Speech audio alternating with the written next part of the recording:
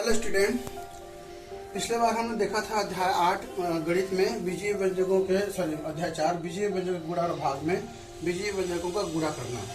आज हम देखेंगे बीजीय व्यंजकों का भाग देना। ठीक है, तो आइए शुरू करते हैं। चलिए हम स्टार्टिंग करते हैं। बीजीय व्यंजकों का भाग। मान लीजिए हमको संख्याओं को भाग देना है, तो सबसे पहले जैसे मान लीजिए हम 3 और 4 को गुणा करेंगे तो 3 गुणित 4 कितना आएगा 12। तो 3 को 4 से गुणा करते हैं तो 12 आता है।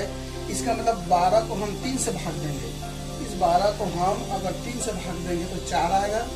ठीक, या इस 12 को हम अगर 4 से भाग देंगे तो हमारे पास 3 आएगा। ठीक, 12 को हम 3 से भाग दिए तो 4 आया और 12 को 4 से भाग दिए तो 3 आया। उसी प्रकार चलिए 6 × 6 30 होता है। ठीक, अगर हम इस 30 को 5 से भाग देंगे, इस 30 को इस 5 से भाग देंगे तो हमारे पास उत्तर 6 आएगा।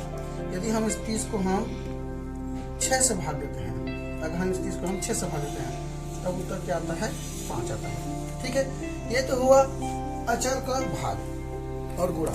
चलिए अब हम चर का देखते हैं। यदि हम x और y को गुणा करेंगे तो हमारे पास आएगा xy।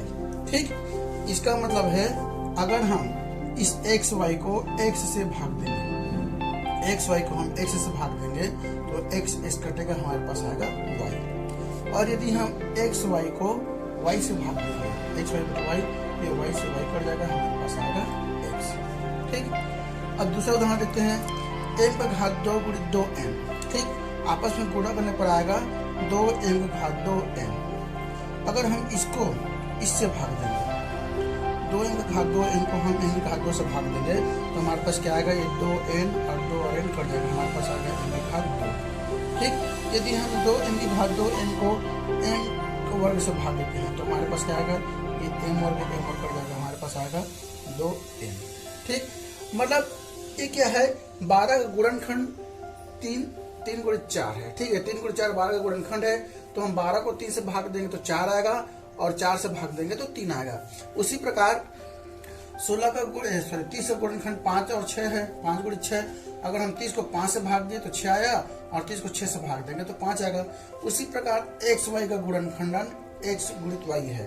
अगर हम xy को x से भाग देंगे तो y आएगा और xy को y से भाग देंगे तो x आएगा। उसी प्रकार 2m की घात 2n का गुणनखंडन m की घात 2 गुणित 2n है।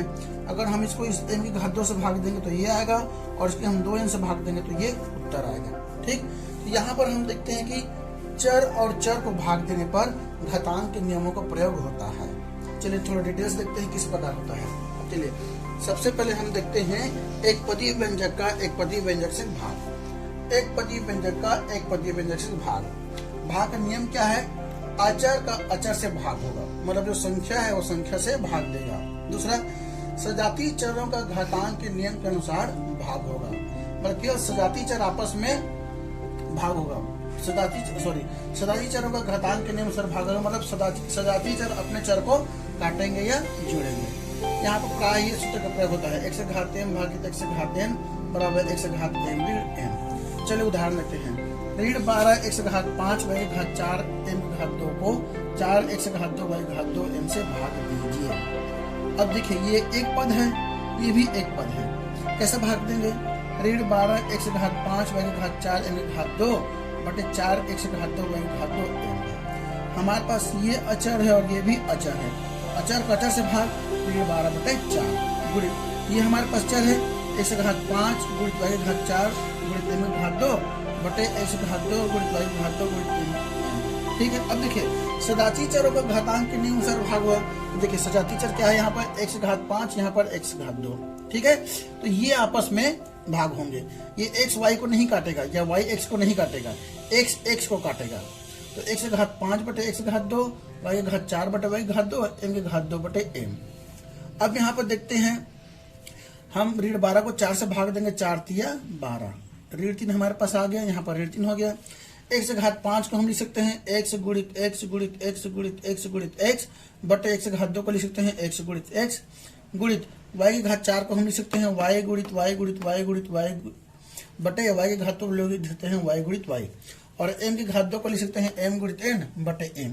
अब देखिए ये x दो ठो x को काट देगा, यहाँ पर कितना बचेगा x गुणित x अर्थात x घात 3। यहाँ ये दोनों y इस दोनों y को काट देगा, तो क्या बचेगा y गुणित y अर्थात y की घात 2 और एक m इस m को काटा, तो हमारे पास क्या आ गया m। तो हमारे पास उत्तर आ गया ऋण 3 x घात 3 y की घात 2 m।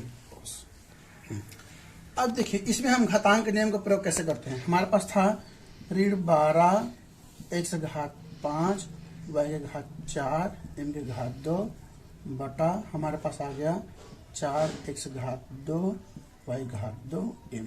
चलिए ये हमारे पास हो जाएगा ऋण 12 बटे 4 अचर खचर से गुणित x घात 5 बटे x घात 2 गुणित y के घात 4 बटा y के घात 2 गुणित m की घात 2 बटा m।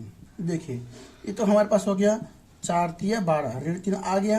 एक्चुअली यहाँ पर क्या हो रहा है, यहाँ पर घातांक का प्रयोग हो रहा है।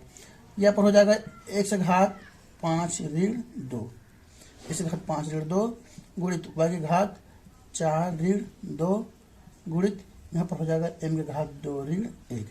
तो यहाँ पर हो जाएगा ऋण 3 x घात 3 5 में दोगे 3 और 4 में दोगे तो 2 और यहाँ पर हो जाएगा m। देखिए इस सूत्र का प्रयोग हुआ, कौन से सूत्र का, x घात m भागित x घात n बराबर x घात m ऋण n। तो यहाँ पर हम पहले में क्या लिखा था, x गुणित x गुणित x गुणित x गुणित x 5 बार x लिखा था, नीचे में 2 बार x लिखा था। अगर हमारे पास ये 50 रहता या 20 रहता तो हमको 50 बार x लिखना पड़ता और 20 बार x लिखना पड़ता, तो वहां पर परेशानी होता, इसलिए घातांक का प्रयोग करके इसको सरल किया गया है। चलिए अब हम बहुपद को एक पद से भाग देना सीखेंगे। ठीक है, अभी तक हमने एक पद को एक पद से भाग देना सीखा था, अब हम बहुपद को एक पद से भाग देंगे। हमारे पास चलिए मान लीजिए उदाहरण है यहाँ पर 16m की घात 2 धन 4mn ऋण 12mn की घात 2। इसको हमको भाग देना है मान लीजिए 2m से, इसको हमको भाग देना है 2m से।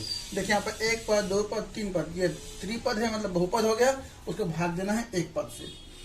कैसे होगा, 16m की घात 2 धन 4mn ऋण 12mn की घात 2, भाग देना है हमको 2m से।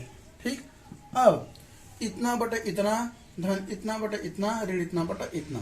चलिए हम लिख लीजिए 16m की घात 2 बटा 2m धन है तो धन 4mn बटा 2m ऋण 12mn की घात 2 बटा 2m।